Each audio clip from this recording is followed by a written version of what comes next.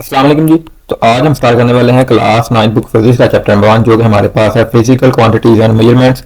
और जिसका जो पोर्शन हमारे पास 1.5 जो कि हमारे पास टाइटल है लेंथ मेजरिंग इंस्ट्रूमेंट, जिसको हमने स्टार्ट किया हुआ है।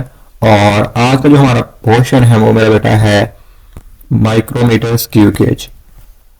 जैसे कि हमने इससे पहले स्टडी किया मीटर रूल को जो हमारे पास सिंपल स्केल होता है, फिर हमने स्टडी किया वर्नियर कैलिपर को, और आज जैसे कि हम स्टार्ट करने वाले हैं स्क्रू गेज को जिसे हम माइक्रो स्क्रू गेज कहते हैं।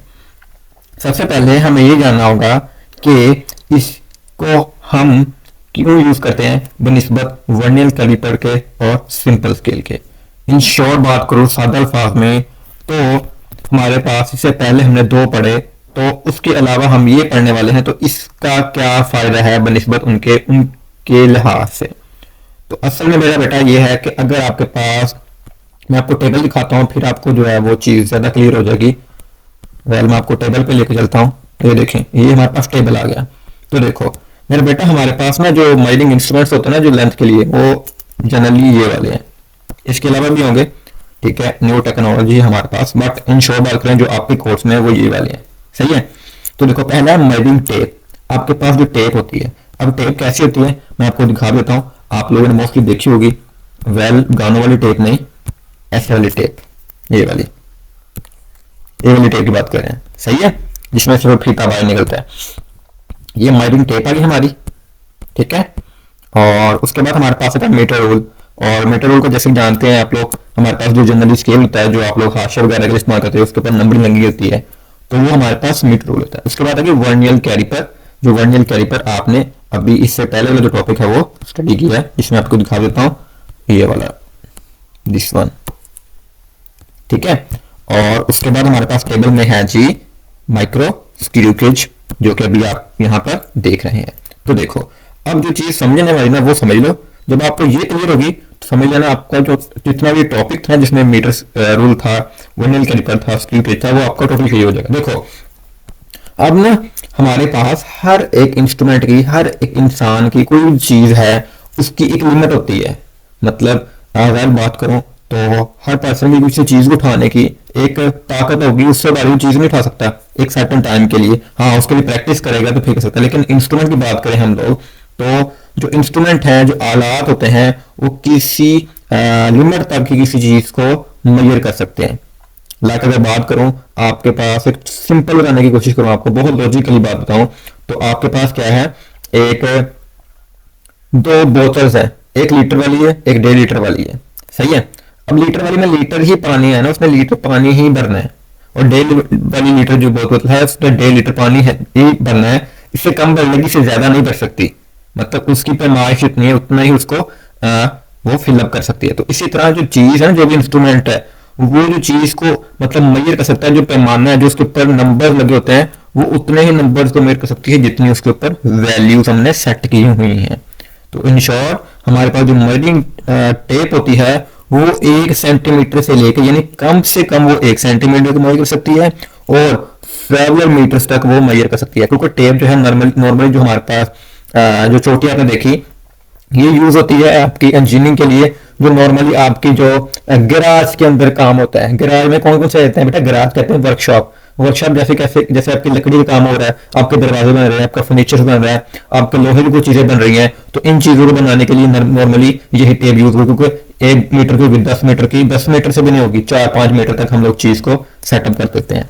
मतलब इन शॉर्ट हमारी जो मेजरमेंट होती है वो अप्रोक्सीमेशन इतनी होती है। बट यही अगर हम यही जो हमारी कंस्ट्रक्शन है, ये जो ये प्रोसेस है, हम इसे ले जाएं बड़े लेवल पर, लाइक आपकी बिल्डिंग्स बन रही हैं, ठीक है, उसकी पैमाइश के लिए, तो वहां पर जो है वो 100 मीटर तक भी लंबी जो हमारे पास मीटर टेप मौजूद होती है। तो इन शॉर्ट हमारे पास जो सबसे कम इसकी मेजरमेंट वो कितनी है, 1 सेंटीमीटर की, और बड़ी से बड़ी सेवरल मीटर्स तक ये लेके जाती है।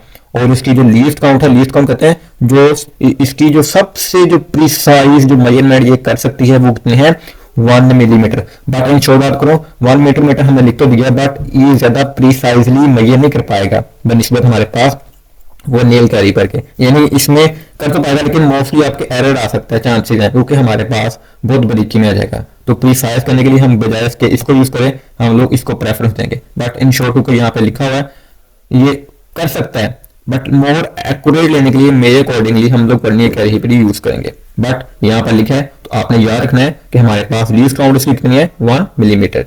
नेक्स्ट चल जाता है मीटर रूल की तरफ। तो मीटर रूल की हमारे पास जो सबसे कम पैमाइश कर सकता है वो कितना है, 1 मिलीमीटर, और जो सबसे बड़ी जो पैमाइश कर सकता है वो कितनी है, 1 मीटर। तो देखो जो मीटर स्केल होता है ना आपके पास होता है वो तकरीबन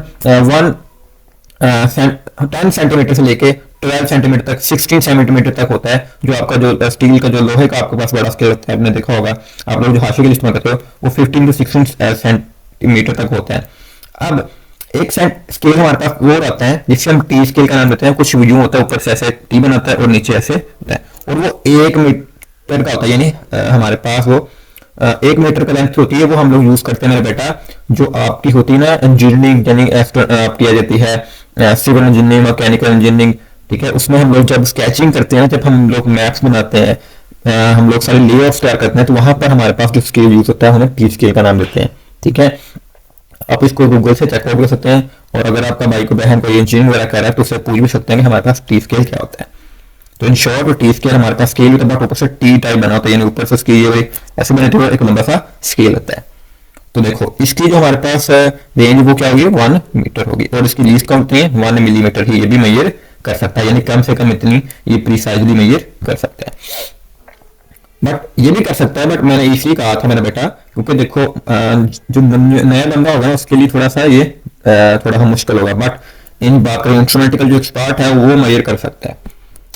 तो उसके बाद वर्नियर कैलिपर। तो वर्नियर कैलिपर में बेटा लिखा हुआ है यहाँ पे जो सबसे कम जो कम मेजर कर सकती है वो कितनी है, 0.1 मिलीमीटर, और बड़ी से बड़ी जो मेजरमेंट ले सकती है वो 15 सेंटीमीटर तक ये मेजर कर सकती है। यानी कम बड़ी जो चीज है, सबसे छोटी जो चीज कर सकती है 0.1 मिलीमीटर, और हमारे पास इसकी लीस्ट काउंट क्या है, 0.1 मिलीमीटर, यानी ये 0.1 मिलीमीटर की चीज को भी मेजर कर सकती है। उसके बाद हमारे पास आ जाता है जो टॉपिक हमारा है माइक्रोमीटर स्क्रूकेज, और इसकी जो सबसे कम पैमाइश रेंज है वो 0.01 मिलीमीटर, यानी 1 मिलीमीटर का 100वां हिस्सा, और ये 1 मिलीमीटर का 10वां हिस्सा में कर सकती है। मतलब 1 मिलीमीटर हो उसके 100 हिस्से इक्वल करें तो जो एक हिस्सा आएगा उसको भी ये मेजर कर सकती है, यानी मोर प्रिसाइज है, बहुत छोटी चीजों को मेजर करने के लिए भी इस्तेमाल होती है। ठीक है, और बड़ी से बड़ी कितनी चीज कर सकती है मेजर ये 2.5 सेंटीमीटर को, और इसकी लीस्ट काउंट क्या है 0.101 मिलीमीटर। तो मैंने आपको ये पढ़ाने का मकसद क्या था, मैंने दिखाना था आपको ये टेबल। तो देखो ये जो ना ये वाला जो है मीटर टेप, या हम लोग मीटर रूल बात करें, ये दोनों मेरा बेटा ये मैं कर सकता है कम से कम 1 मिलीमीटर को, कम से कम 1 मिलीमीटर को।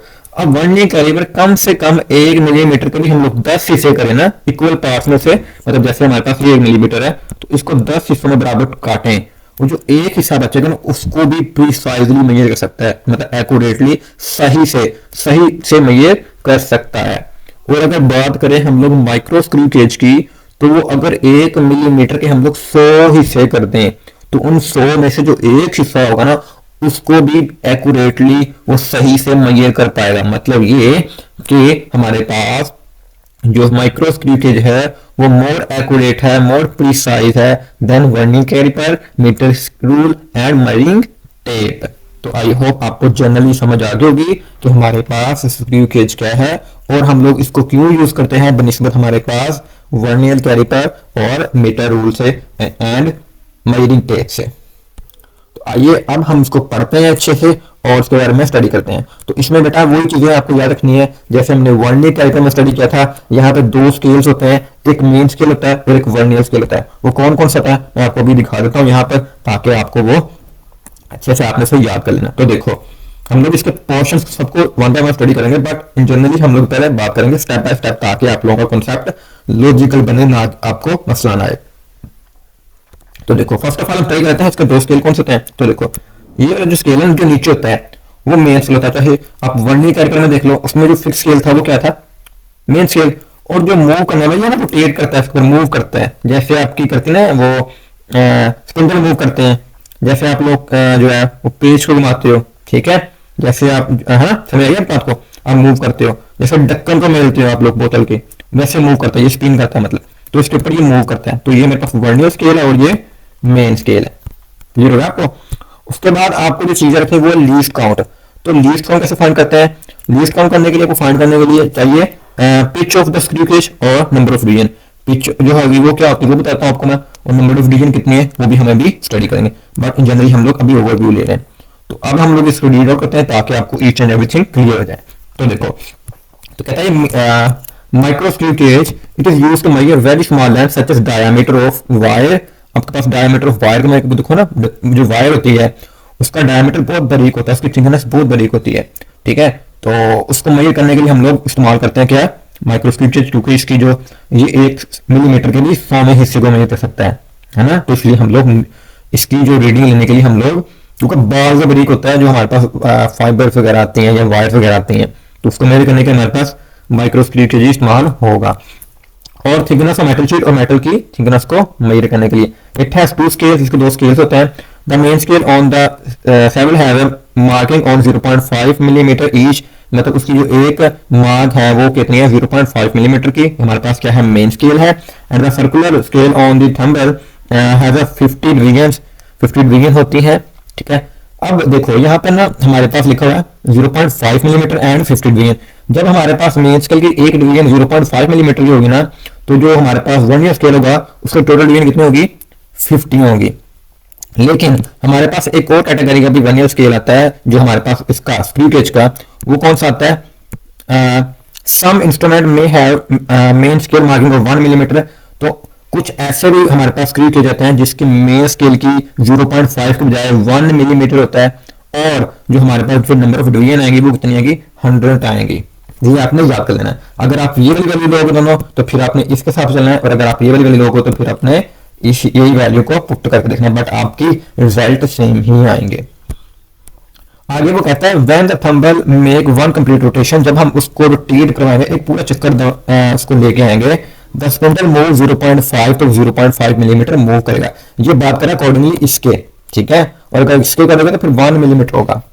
हम इसके अकॉर्डिंगली चलेंगे तो आपको कंफ्यूजन ना आए। तो देखो 1 scale division on the main scale which is called pitch of the screw gauge, कहता है जो हमारे पास जब उसको हम एक दफा मूव करवा देंगे तो उससे जो हमें एक रीडिंग मिलेगी, वो जो रीडिंग है वो pitch of the screw gauge कहलाती है। वो क्या कहलाती है, pitch of the screw gauge. मतलब एक दफा रोटेट करने से, पूरा चक्कर निकालने से जो एक वैल्यू निकलेगी, ये वाली वैल्यू, ये वाली जो वैल्यू आपको शो हो रही है यहाँ पर, ये वाली जो वैल्यू आपको शो होगी ये इसको क्या होगी, pitch of the screw gauge divided by number of circle on the main scale. तो जो सर्कुलर स्केल पे जितने डिवीजन है उन पे डिवाइड करना है। तो पिच कितनी हमारे पास 0.5 मिलीमीटर और डिवाइडेड कितनी टोटल थी 50 डिवीजन थी। तो जब हमने डिवाइड किया तो हमारे पास आंसर आ गया जी 0.01 मिलीमीटर, जो कि हमें क्या है लीस्ट काउंट। तो लीस्ट काउंट को फाइंड करने के लिए क्या करना है, pitch of the screw gauge divided by number of divisions. अब आप लोग इस स्केल कर सकते हो, आप अगर 1 मिलीमीटर को डिवाइड करो 100 पे तो आपके पास आंसर क्या आएगा 0.01 मिलीमीटर ही आएगा, सही है। तो मतलब ये है कि आपकी लीस्ट काउंट क्या हुई, लीस्ट काउंट होगी 0.01 मिलीमीटर। आगे इसने कहा कि the parts of screw gauge are shown in figure 1.5, कि हमारे पास जो पार्ट्स हैं इसके वो यहाँ पर फिगर में दिखाए जा रहे हैं जिनको अभी हम लोग पढ़ते हैं। तो देखो हमारे पास ये वाला जो पोर्शन है ये एनविल है, ये स्पिंडल है, ये स्पिंडल को ये मूव करता है, मतलब जब इसे रोटेट करता है तो ये ओपन एंड क्लोज होता है इसके साथ। और ये हमारे पास स्लैविया है, और ये हमारे पास क्या है स्पिंडल है, ये वाला स्पिंडल का थंबनेल है, और ये रैचेट है। रैचेट से हम लोग करते हैं क्या, इसका काम होता है जब हम लोग रीडिंग ले रहे हैं इसको हम मूव करवा दें टाइट, यानी लॉक के लिए एज ए लॉक इस्तेमाल होता है। ये क्या होता है एज ए लॉक। जैसे आप लोगों ने देखा होगा ना वर्नियर कैलिपर हम लोग पढ़ रहे थे, तो वर्नियर कैलिपर हमने लॉक देखा था, वेल आपको मैं दिखाता हूँ।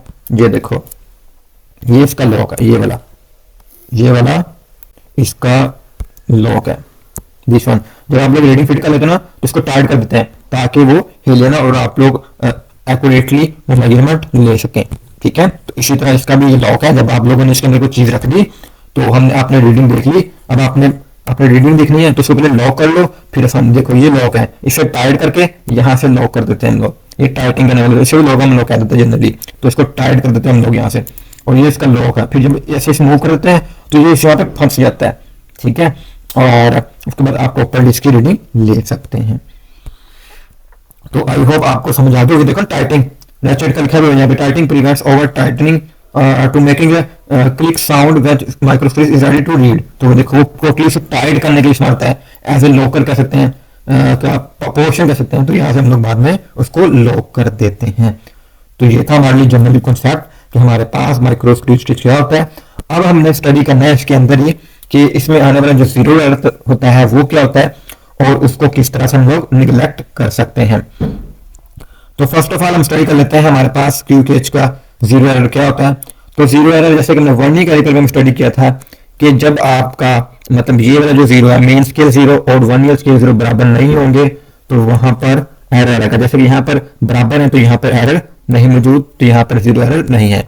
आपके जो नए इंस्ट्रूमेंट होते हैं वहां पर नहीं होता है। असल में जब इंस्ट्रूमेंट बार बार यूज हो कि खराब हो जाता है, वो ढीला हो जाता है, यानी मतलब प्रॉपरली मतलब रीडिंग लेके खराब हो जाता है, कहीं गिर जाता है तो वो प्रॉपरली वर्क नहीं करता, तो वहां पर जीरो एरर आ जाता है।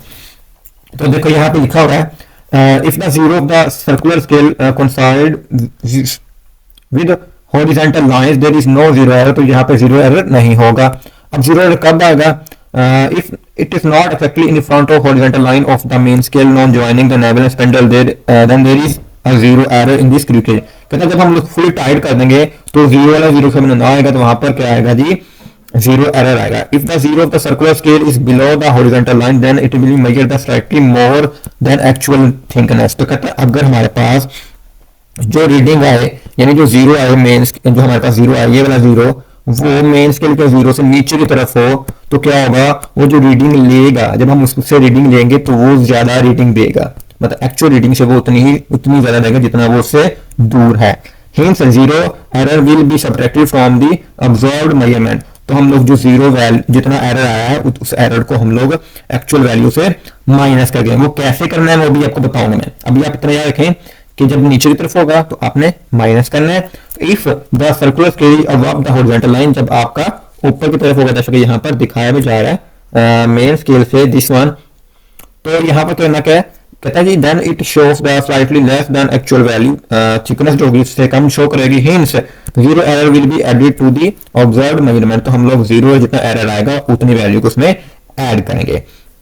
अब ये करना कैसे है वो नेक्स्ट पोर्शन के अंदर मैं आपको जो है वो वन बाय वन बताऊंगा, क्योंकि उसके अंदर हमने कैलकुलेशन करनी है तो वहीं पे बता दूंगा आप लोगों को कि वो कैसे करते हैं। तो आई होप आपको क्लियर हो चुका होगा कि हमारे पास जीरो कब आता है? जब उसका जीरो मेन स्केल का जीरो और वर्नियर स्केल का जीरो आपस में बराबर नहीं होते। अगर तो वो बिलो होगा तो आपने सब्ट्रैक्ट करनी है उतनी वैल्यू, और अगर वो अबव होगा ऊपर की तरफ होगा मेन स्केल की जीरो के से तो आपने उसमें से उतनी वैल्यू एड अप करनी है। तो अब देखते हैं कि हमने जीरो एरर कैसे निकालना है, माइनस या ऐड कैसे करना होता है, और एक्चुअल जो वैल्यू होती है उसको हम लोग किस तरह से फाइंड करते हैं, यानी कि मेजरमेंट यूजिंग स्क्रू केज। तो देखो यहाँ पर उसने कुछ ना यहाँ पर कुछ रीडिंग ली हुई है और मतलब कुछ उन्होंने कुछ मेजरमेंट लेने किसी चीज की और यहाँ पर उसकी वैल्यू दी गई है। तो देखो जिस तरह से हमने वर्नियर कैलिपर लिया था ना कि वर्नियर मेन स्केल की रीडिंग प्लस हमने करनी क्या होती है आपकी जो वर्नियर स्केल होता है उसकी reading multiply by least count, formula same है। तो देखो फर्स्ट ऑफ ऑल हम फाइंड करते हैं मेन स्केल रीडिंग। तो देखो ये क्या है 5, ये हमारे पास 6.5 यहाँ पर आ गई। तो मेन स्केल रीडिंग क्या आ गई 6.5। तो देखो यहाँ पर मेन स्केल रीडिंग 6.5 लिखी हुई है, प्लस अब आती है हमारे पास वर्नियर स्केल की। तो वही हमने वो लाइन देखनी है जो कि मेन स्केल के साथ मैच हो रही है। तो देखो यहाँ पर 25 यहाँ पर मैच हो रही है जैसे हमने वर्नियर स्केल में भी देखा था, सही है। ओके तो देखो ये हमने 25 लिख दिया, मल्टीप्लाई बाय लीस्ट काउंट करना था तो ये लीस्ट काउंट मल्टीप्लाई कर दी, तो ये हमारे पास कितना हिस्सा बन गया 0.25 मिलीमीटर और साथ में 6.5 मिलीमीटर, और टोटल आंसर आ गया हमारे पास 6.75 मिलीमीटर आ गया। तो देखो ये हमारे पास जनरल वैल्यू होगी। अब लीस्ट काउंट कैसे फाइंड करनी है? तो लीस्ट काउंट फाइंड करने के लिए आपने यहाँ पर लिख देना है प्लस माइनस, ठीक है। ये सर्कुलर रीडिंग ऐसे ही यहाँ पर मतलब इसी चीज को भी लेना, यहाँ पे मेरे से जो है मार्कर से लिखा नहीं जाएगा, तो आपने ये चीज को circular reading multiply by least count. अब सर्कुलर रीडिंग क्या होगी? वो रीडिंग जो जीरो से डिफरेंस करी, यानी अगर अबव है तो अबव वाली, अगर बिलो है तो बिलो वाली, जितनी वो वैल्यू होगी ना उतनी वैल्यू आपने लिख देनी है, मल्टीप्लाई बाय लीस्ट काउंट कर देना है, और इसमें से अगर प्लस करना है तो प्लस कर देना है, अगर माइनस करना है तो माइनस कर देना है। अब इसका जो न्यूमेरिकल्स हैं जो जीरो एरर वाले वो हम लोग एक्सरसाइज जब कर रहे होंगे ना तो वहां पर हम उसको जो है वो बड़े डिटेल के साथ स्टडी करेंगे। तो आई होप आपको जनरल कंसेप्ट क्लियर हो गया होगा कि हमारे पास जो स्क्रू केज होता है वो क्या होता है, तो इसको हमने डिटेल स्टडी किया। फिर भी किसी क्वेश्चन हो, क्यूरी हो, डाउट हो तो मेरे में जाकर जरूर पूछेगा। हाँ, इसको जो जीरो एरर वाले क्वेश्चन है वो हम लोग जो है वो इसकी जो नेक्स्ट वीडियो है उसके अंदर मैं कोशिश करूंगा आपको डिटेल से करवाऊँ, क्योंकि उसको करने के लिए हमारी जो वीडियो बहुत लेंथी चली जाएगी, जो कि फिर आपके लिए मसला कर सकती है। तो आई होप आपको समझ आ गई। फिर भी क्वेश्चन हो, क्यूरी हो, डाउट हो, कमेंट सेक्शन में जाकर जरूर पूछिएगा। हमारी हमेशा कोशिश होती है कि आपके लिए बेस्ट वीडियो लेकर लिखे। इसका जो पीडीएफ नोट्स है उसका लिंक है, जो क्वेश्चन आंसर है इसके, उसका लिंक आपको वीडियो डिस्क्रिप्शन के अंदर मिल जाएगा। तो आज की इजाजत दीजिए, अल्लाह हाफिज।